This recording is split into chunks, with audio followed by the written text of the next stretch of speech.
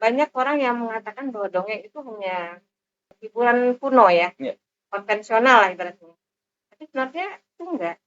Kenapa juga sekarang kita lihat banyak sekali juga ajang lomba mendongeng dari sisi-sisi dari kegiatan-kegiatan dari berbagai bidang itu semuanya mendongeng ada. Kenapa? Karena memang itu banyak sekali manfaat buat anak juga buat yang mendengarkan. Itu ada dua sisi. Iya. Bagi yang mendongeng, mereka bisa menggali berbagai macam kemampuan dalam kosakata, meningkatkan kosakata, menambah kecerdasan kognitif, meningkatkan konsentrasi dan fokus, ya, kreativitas meningkat, dan yang penting adalah pembentukan karakter diri. Halo semua teman, dengarkan cerita yang berkesan.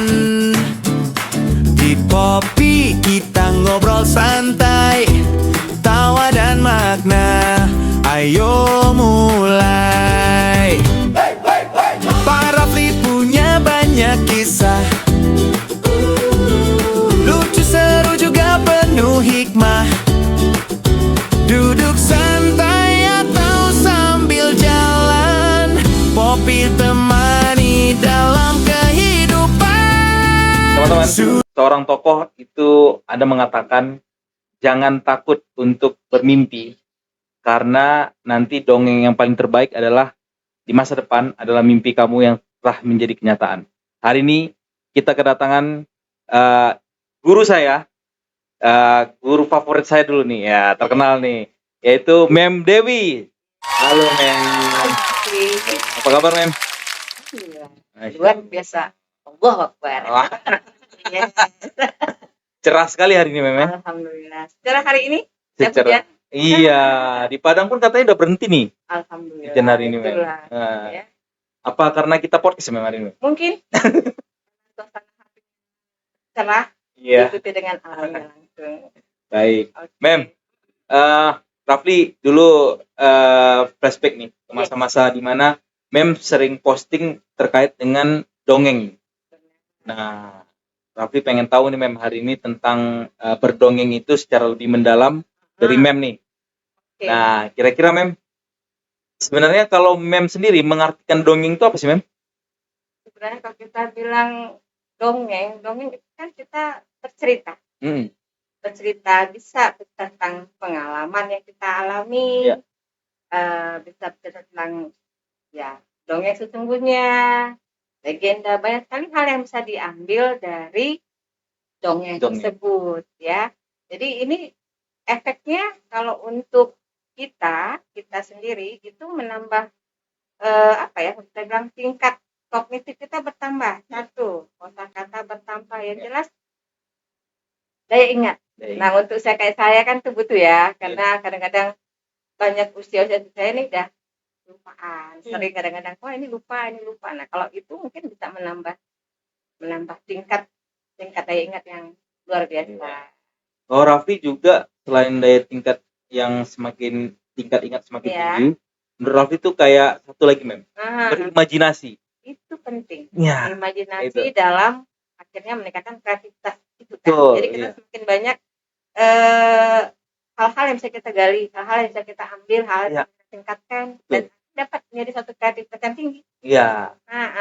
Jadi kalau Raffi ingat dulu waktu masih kecil, waktu sebelum tidur kan sering didongengin Om. Mem, itu kan sering kayak kayak merasa kayak kita tuh nggak tahu situasi kayak mana, tapi pas kita mau tidur didongengin itu kayak kayak gitu ya bayangan kita tuh. Ternyata berimajinasi. Iya.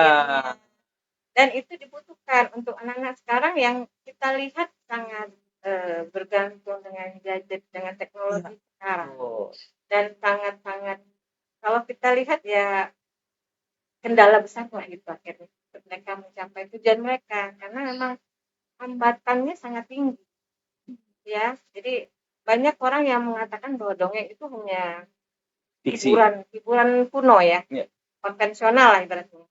Tapi sebenarnya itu enggak. Kenapa juga sekarang kita lihat banyak sekali juga ajang lomba mendongeng dari sisi-sisi dari kegiatan-kegiatan dari berbagai bidang itu semuanya mendongeng ada. Kenapa? Karena memang itu banyak sekali manfaat buat anak, juga buat yang mendengarkan. Itu ada dua sisi. Iya. Bagi yang mendongeng, mereka bisa menggali berbagai macam kemampuan dalam kosakata, meningkatkan kosakata, menambah kecerdasan kognitif, meningkatkan konsentrasi dan fokus, ya, kreativitas meningkat. Dan yang penting adalah pembentukan karakter diri. Iya. Pembentukan karakter diri, terus juga bisa menjadi regulasi emosi mereka. Iya, wah, cocok sekali nih. Itu sangat penting buat generasi agar dia tangguh ya ke depannya ya. Karena generasi yang sekarang karena memang tidak kita tidak lari dari teknologi, tetapi ada batas-batasannya. Iya. Teknologi bukan dijauhi, tapi jadi teman dalam hal yang positif. Karena kalau dulu tuh Raffi ingat masih kecil, kita tuh kan baca dongeng tuh di buku ya. Benar. Kalau waktu itu belum kayak zaman nonton kartun, belum kayak zaman ini. Jadi kita tuh pikiran kita berimajinasi kayak mana ya karakternya. Murni jadinya gitu. Menggambarkan sendiri ya, tokoh-tokoh yang ada dalam cerita, kita berusaha untuk mungkin seperti ini bentuknya. Itu sebenarnya lebih bagus dalam peningkatan kecerdasan. Dan itu dirasakan nanti ketika kita produktif itu akan muncul. Iya. Nah, jadi memang kalau sekarang itu jatuhnya kayak kalau anak dikasih YouTube dengan kayak cerita ada Dora dan lain-lain gitu kan. Kayaknya imajinasi mereka tuh terbatas, langsung disediakan. Oke, gini sih si Dora gitu kan. Jadi kalau dibuat coba muat Dora gimana? Kayak yang mereka lihat. Nah, akibatnya kreativitasnya menurun. Iya. Karena mereka jarang mengasah kemampuan dan bakat mereka. Nanti begitu mereka menjadi produktif, mereka akan jadi orang yang kita lihat aja. Dasar, standar aja. Dia nggak akan jadi menonjol atau menjadi pemimpin, enggak. Standar aja. Jadi followers aja. Wah, seperti itu. Dia nggak jadi on the top. Kenapa? Karena memang bagaimanapun faktornya tadi itu akan dapat dari penokohan yang dia lihat. Karena setiap dongeng kan ada yang heroik ya. Iya, betul. Ada yang jadi yang terbaik ada yang mungkin pecundang, tapi kan dia bisa jadi nggak boleh gini, kalau gini akhirnya seperti itu. Gambaran-gambaran ini semakin memang dibutuhkan untuk zaman sekarang. Kemungkinan sekarang ini masalah hambatannya karena kesempatan orang tua yang terbatas. Itu yang kita lihat. Kalau dari sisi yang pengamatan karena jadi punya bimbel ya, David Center, itu anak-anak sekarang untuk yang kelas 1 dan kelas 3 yang murni pemahaman tentang suatu bacaan, pemahamannya itu paling cuma 20%. Menyedihkan. Jadi kadang-kadang kan kalau gurunya nggak hadir, saya take over. Kayaknya pengen, kok kayak gini gitu. Greget. Kita mau handling nggak mungkin kan, waktu kita juga terbatas. Wah, ini memang generasi sekarang hampir kebanyakan bergantung pada gadget. Karena orang tua mungkin ini nyaman dengan anaknya tenang, tapi tenangnya merusak daripada alam pemikiran mereka. Sedih loh. Iya, padahal di dongeng tuh banyak internalisasi nilai. Banyak. Kayak yang bilang tadi ada tentang heroik. Jelas banyak. Jadi kita bisa menanamkan karakter bagi si anak tersebut. Karena karakternya ini kebanyakan yang mereka tonton. Yang mungkin yang mereka senangin ya joget-joget. Gitu kan sudah bangga gitu ya. Padahal di sisi lain banyak ya. Karena Mep sendiri juga bukan pendongeng sebenarnya. Kita bukan pendongeng. Ini karena kita orang tua yang interest dengan kemajuan anak dan melihat juga bisa membuat anak kita menjadi yang terbaik. Saya berusaha untuk memahami dongeng itu apa, belajar, menggali dan lain-lain. Ya, kayaknya anak-anak sekarang kalau ditanya tentang legenda pada nggak tahu lah. Ya kan, Bem? Dan mereka langsung begitu melihat naskah yang mau didongengin begini. Enggak deh. Karena kan berapa lembar ya? Kalau kita 10 menit itu untuk tampil aja bisa 6 lembar itu hafalannya. Udah mereka give up langsung. Enggak deh. Gitu. Jadi padahal banyak yang diambil loh. Ya sebagai peningkatan dari kognitif mereka juga tajam. Problem solving yang terutama. seusia-usia remaja kan itu penting ya, karena mereka banyak hambatan daripada pengaruh lingkungan. Kalau mereka tidak ada memegang masalah regulasi emosi yang mudah terpengaruh dan lain-lain, hanyut lah. Itu penting kali tuh, men. Sangat penting. Maksudnya di dalam dongeng itu kita belajar tentang emosi, bagaimana cara mengontrol. Kita membayangkan diri kita regulasi gitu. yang harus pahami, oh begini ternyata benarnya. Iya, dalam berdongeng apalagi, men. Mendongeng kan kita menceritakan sesuatu hal sekaligus kita mengekspresikan ya kan. Iya. Secara nggak langsung kita mengulang ada retelling kita ulang, akhirnya kan masuk ke dalam suatu pepatah kan. Yeah. If you do the same things, that can be your habit. If you the habit you will do again, that's be your character. So we can build up the character actually. Kita bisa bangun itu karakter. Itu yang harus dilihat. Jadi pengalaman saya sih dalam mendongeng memang nggak banyak, cuman belajar.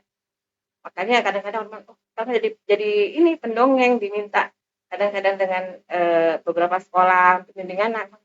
Saya bukan pendongeng loh, saya bilang, cuman tapi anak ibu bisa begini ya, karena saya coba berusaha sambil belajar, tanya sama yang mampu kan, berkinerja dengan beberapa juri, jadi kita bisa paham, oh di sini ya kurangnya, oh di sini ya perbaikinya gimana. Just want to ask, want to know. Jadi sebenarnya mem ini sebenarnya basicnya bukan pendongeng, mem, tapi karena rasa ingin tahu, mem. Apalagi terhadap didikan terhadap anak, mem, anak sendiri, mem. Saya pelajarin, karena saya tahu mem kemana dulu kan? Tahu kali. Lingkungan iya. Sampah. Iya. Apalagi kelautan, wirausaha. Jadi emang itulah yang kita lihat, bukan pemenuhan kepuasan dari kita knowledge tadi. Iya. You want to know. Iya. Jadi semakin kita ingin tahu sesuatu hal, semakin kita nggak tahu apa yang kita mau cari. Karena semakin luas kan yang kita mau cari cakupannya. Terus kita semakin kerdil kelihatannya. Iya. Itu dia. Jadi kalau kita semakin kerdil, kurang kan? Kurang. Bagaimana kita menambahnya pelan-pelan. Semoga nggak sampai sempurna, tapi sampailah ke tujuan. Seperti itulah. Dalam kelas. Benar. Itu aja. Isi terus gitu kan? Iya. Kosong ya terus. Ketemu orang kayaknya nggak tahu apa-apa gitu. Padahal ini udah Dewi, ya Bu bisa ngisi di lingkungan. Oh iya ya, oke. Ini sekarang diminta mendongeng, oke. Nah gitulah.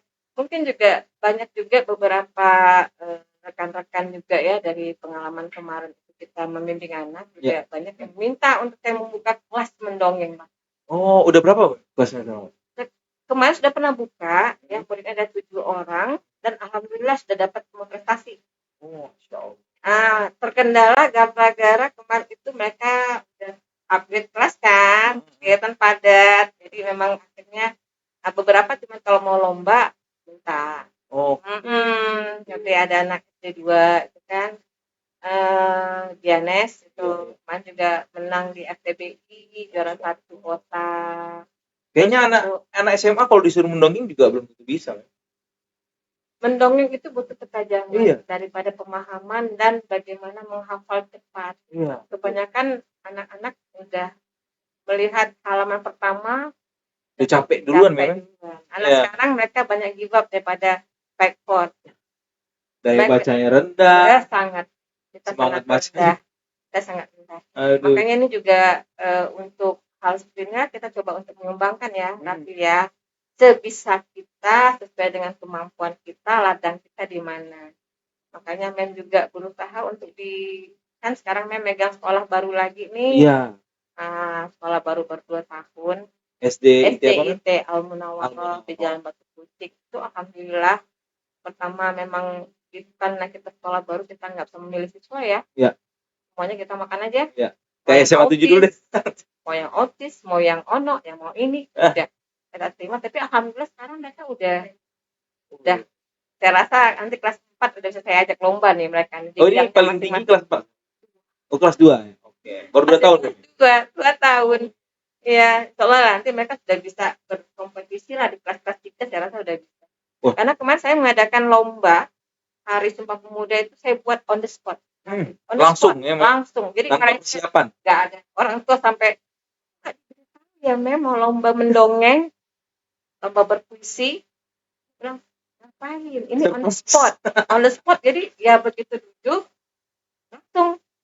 Jadi ini anak-anak sekarang cuma dikasih waktu 20 menit. Kita beri, maksudnya begini ya, pertama kali begini, opening begini. Sedikit ya, setengah jam. Itu materi untuk puisi kita gulung. Taruh di meja, mereka pilih, mereka baca. Dan saya bilang, alhamdulillah takjub juga. Luar biasa, bisa membawakan dengan tangan, dengan ekspresi sedih bagaimana, bahagia melotot. Udah bagus anak-anak ini. Saya bilang ini kelas 4 ya, coba lomba. Maka orang tua bilang, kami kan nggak nyiapin anak kami nih gimana gini. Nanti kalau jelek, lah belajar dari kesalahan. On the spot ini membuat mereka nanti terbiasa di rumah untuk mengulang. Iya. Karena Mem Dewi katanya, saya dipanggil Uma Dewi suka memberikan kejutan-kejutan, lomba-lomba yang mungkin tidak diberitahu. Maka saya bilang, ini adalah step off kamu untuk bisa naik. Alhamdulillah. Insya Allah lah. Saya bilang, maka saya pun belum bergabung dengan MKKS apa enggak, cuman undergroundnya di nanti kalau sudah banyak baru saya naik tuh gitu. Jadi SDIT Al Munawarah itu udah jadi salah satu ciri khasnya berdongeng tadi Mem? Enggak, mendongeng literasi. Literasinya dulu ya Mem? Literasi di antara ada puisi, ada mendongeng, ada mereka berpantun, menari Melayu. Jadi kita memang mengajarkan semua dari sisi budaya dan mereka banyak sekali pengetahuan ya. Membuka cakrawala lah. Cakrawala. Pun setiap 2 bulan kita bawa mereka untuk berbagai macam lah. Dan anak saya kebetulan juga dia bisa mendongeng. Saya kalau dia jam spare time, ayo kita bawa adik mendongeng di sana. Jadi anak saya mendongeng lah buat adik-adik di SDIT. Wah, jadi kadang dia ada pengalaman sendiri ya. Anak-anak itu melihat, oh begini gitu. Jadi melihat aktualisasi dirinya. Jadi pertama yang saya lihat memperkenalkan dongeng bagi anak-anak yang usianya di bawah masih golden age ya. Itu pengalaman yang mereka punya transfer ke dalam sebuah verbal dan langsung diaktualisasi dalam bentuk karya. Itu memang luar biasa. Dan saya selalu juga memberikan kayak trigger namanya. Ada pameran, ada pawai nasional budaya. Kita buat trigger bagi orang tua, ayah bunda, tolong anak-anak dibawa untuk menonton pawai. Kita belum ikut karena anak masih kecil, saya bilang takutnya Pak Oke, ikut dulu nonton. Saya belum beritahu tuh mereka buat apa, nonton dulu. Oh iya, bawa mereka nonton kan, setelah nonton di sekolah Seninnya mereka bercerita lah. Yang mereka ceritakan bukan nonton pawai, kayak belanja jajan es krim, belanja ini, belanja ono, itu semuanya diceritakan. Tapi nggak apa-apa. Mereka meluapkan rasa senangnya mereka dulu.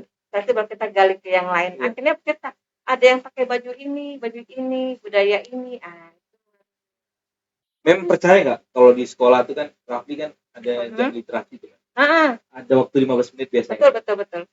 Jadi kebiasaan siswa itu dia itu hanya melengkapi administrasi aja. Betul. Misalkan kita kasih kesempatan dia baca buku, terus ada kelengkapan jurnalnya. Jadi proses membacanya itu sambil membaca sambil menulis. Nah itu kan nggak move kami ke pikirannya nggak berpindah gitu. Tidak. Jadi akhirnya Rafli pernah tes Mem. Coba nih kamu Kak baca ini. Coba misalkan Kak Intan maju ke depan terus bacain, ceritakan apa yang kamu bacakan tadi. Benar. Nah, apa yang kamu baca tadi. Oke, pas dia maju ke depan harus pakai teks. Boleh bawa teks Pak. Wah itu dia tuh. Itu dia. Jadi Rafli pernah uji coba Mem. Jadi ibaratnya Rafli kasih coba. Oke, kalian cari buku favorit kalian. Terus buka bab yang paling kalian suka, 5 lembar aja, 10 halaman dalam waktu 7 menit. Coba kalian selesaikan baca itu. Nih, tahapan pertama dibaca Mem. Ternyata dari 32 anak itu yang bisa membaca habis sampai 5 lembar itu enggak ada sama sekali Mem. Wow. Yang kedua, Rafli tambahin. Oke, kalau gitu Bapak tambahin waktunya jadi 8 menit. Terus bacanya tetap 5 lembar. Oke, dibaca. Ada Mem, muncul yang baru lagi nih. Ada 2 orang, 3 orang yang bisa menyelesaikannya. Sampai Rafli tambah waktunya, Rafli kurangi lembarnya, baru banyak yang bisa baca. Iya, kadang mereka membaca teks cepat tapi ya secepat itu juga yang nggak berkesan ke mereka. Iya. Makanya kalau di mem ya, ini anak-anak yang mem pegang untuk yang SD SMP ya, kalau yang bimbel, kalau yang di SD IT mereka membaca saya nggak minta banyaknya, teksnya sama, beda paragraf. You baca paragraf 1, you baca paragraf 2, you baca paragraf 3, you baca paragraf 4. Sudah? Oke.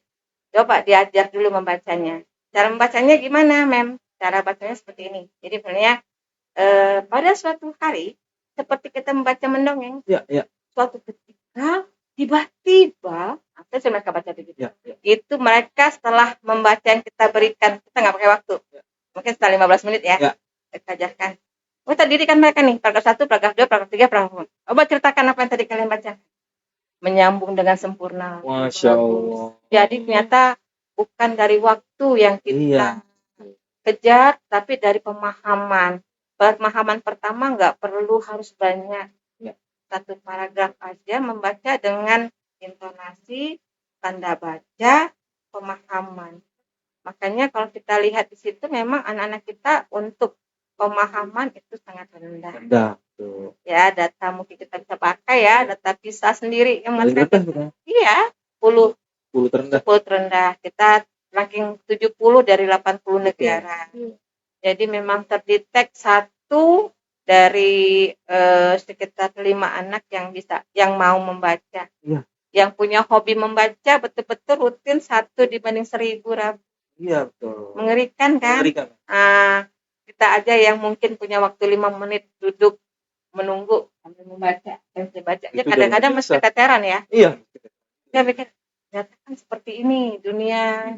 Jadi maka itulah saya berusaha pendekatan ke orang tua. Jadi trigger ini buat orang tua ada emosional dengan anak, memaksakan orang tua dekat dengan anak.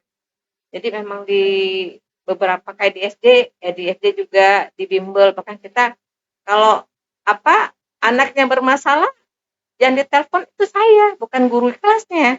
Ada masalah di kelasnya, penyelesaiannya pada saya. Kenapa gitu Bunda? Kalau nggak ngomong sama anaknya, dia nggak mau, Mem, dengan kata saya, dia maunya dengan kata Mem. Lah sudah, oke lah saya coba. Akhirnya nurut. Mereka harus seperti itu. Jadi saya akhirnya beritahu bundanya, Bunda, ini maaf nih saya bilang, boleh ngobrol, boleh Mem, ketemuan. Akhirnya kita beritahukan lah data bahwa anak ini kosong dengan saya. Ada dampaknya juga. Ada dampak karena tadi itu emosional anak sama orang tua nggak terbangun melalui dongeng tadi kan membangun kan. Kayak misalnya anak-anak sekarang misalnya yang remaja nggak mungkin dongengin kan. Nggak mungkin, tapi kan cara literasi berbeda. Pendekatan berbeda. Misalnya kayak saya sama anak saya, dia pulang sekolah, saya ngintilin tuh, dia duduk di kursi, dia duduk di kursi, dia duduk tidur. Kenapa dek? Sana di sekolah. Dia apa dek? Jadi temennya yang nggak masuk siapa? Pertama Risil ya, tahu dia ya, Risil ya. Tapi nah itu kan bentuk interaksi. Kan adek kamu, mama cuma pengen tahu aja. Oh tadi gini mah, tadi gue bilang gini. Tapi dia udah gini. Jadi kadang-kadang ada problem juga dia. Bagaimana Maya caranya Maya? Oh ya, caranya kita beritahukan. Sebaiknya seperti ini, kamu lapor ke sini, kamu begini, minta maaf. Oh gitu ya Mak ya. Ini ada uang Mak, kelasnya hilang. Kebetulan saya kan ketua kelas nih. Di kelasnya, bendara hilang duit Mas, begini nih. Jadi gimana? Panggil sama ketemu sama wali kelas, ngobrolin baik-baik. Kamu harus diskusikan, nggak bisa kamu putuskan, nak. Kamu bukan siapa-siapa di situ. Harus ada wali kelas benar. Oh ya, dia ikutin. Jadi problem solving dia tanpa sadar dia tahu, oh begini rupanya ada prosedurnya, tata caranya, sopan santunnya, adatnya, gitu, norma-norma yang terjaga. Iya, pertanyaan-pertanyaan yang tadi itu membangun kan, membangun pengetahuan dia. Iya, pengetahuan dia.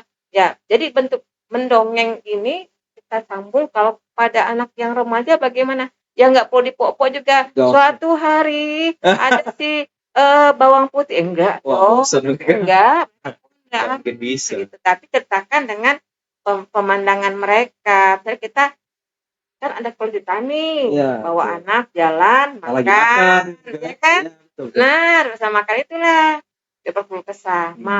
Ini nilai adik ini untuk yang saya SBD seni budaya rendah loh karena cuma main pianika. Oh, jadi gimana bagusnya? Kalau alatnya lebih tinggi, kayaknya tinggi mah nilainya. Jadi kamu mau main apa? Oh, mau main ini mah kayak gitar bagus ya, Mah. Oh, itu kan ada solusi. Tapi kalau mama udah belikan gitar gimana? Nah, siapa yang ngajarin? Mau kursus atau gimana? Atau gimana? Belajar dari YouTube atau gimana? Jadi ngobrol itu kedekatan itu penting. Betul. Nah, Jadi itulah kayaknya orang tua memang yang banyak orang tua tuh berperan. banyak yang sulit untuk bertanya gitu ya. Karena Atau waktunya yang terbatas ya, bertanya. kalau waktu saya lihat banyak sekali orang tua yang udah punya mindset nonton bareng anak, makan bareng anak, jalan-jalan ke Trikora, jalan-jalan berenang. Nah, kan banyak tuh weekend yang mereka gunakan buat quality time. Tetapi mungkin maaf, penggunaan quality time tadi belum begitu bermakna buat anak. Jadi anak ini kosong kasih sayang dari, kan kita tahu ada beberapa botol kasih sayang nih. Perhatian pertama. Nah, itu yang tadi kejar. Karena makan saya lihat beberapa meja penuh kan, kita lihat pemandangan. Saya nanya, nak, dedek, yang sana dedek, apa mah? Itu semuanya ngumpul loh. Ada ayah, ibu, ada anaknya 3. Itu lihat HP semua. Makan tuh sampai lihat HP. Jadi, what for? Yes. Ya, tidak bermakna. Kalau saya begitu, kadang-kadang mereka sibuk dengan HP, saya saya gituin. Oke, 5 minutes only can talk without handphone. Can we do? Oke, taruh. Lalu ngobrol. Kadang-kadang katakanlah kita makan itu berkah kalau kita nggak pegang HP, nggak terasa nyaman, nggak terasa dari nikmatnya. Baru ngobrol. Nah, apalagi kan kalau suami saya ini kan pendiam nih, pendiam banget, kalau nggak diketok nggak ngomong, kan? Nah, kita lah yang pandai. Jadi suasana tuh kalau di meja makan penuh cerita tuh asik namanya. Sangat. Kayaknya nanti waktu mereka besar tuh mereka pasti merindukan itu. Iya, dan mereka kan will do. Iya. Mereka akan melakukan itu juga. Hal yang sama. Jadi kadang-kadang dia juga kadang-kadang lucu ya, Raffi. Ada orang tua bilang, "Mem, ini maaf Mem, mau ngobrol." Wah, ngobrol. Oke, Mem punya waktu. Oke, ada ngobrol. Nah, anak saya tuh begini-begini loh, Mem. Begini. Anak saya ini pendiam, anak saya nggak bisa ngobrol. Ya gini nih. Oh ya. Saya dengarkan dulu gitu kan. Saya bertanya, Bunda, maaf ini tujuannya ngobrol sama saya mau ngapain? Saya bilang, hanya mendengar. Enggak, mau minta pendapat Mem. Oke. Dan saya bilang, pendapat yang bagaimana ya? Saya bilang, kalau saya punya 2 pilihan, pendapat yang membahagiakan atau pendapat yang nyata. Kalau membahagiakan, saya cuma memberikan, ya begitu bagus, menyenangkan Bunda, formalitas. Jadi kalau yang nyata, Bunda jangan bingung pas saya ngomong. Siap nggak? Bunda pilih yang mana? Saya cuma begitu. Ya, kalau saya yang nyata lah, kalau yang nyata, boleh saya buka sekarang ya. Nah, baru saya diam dia.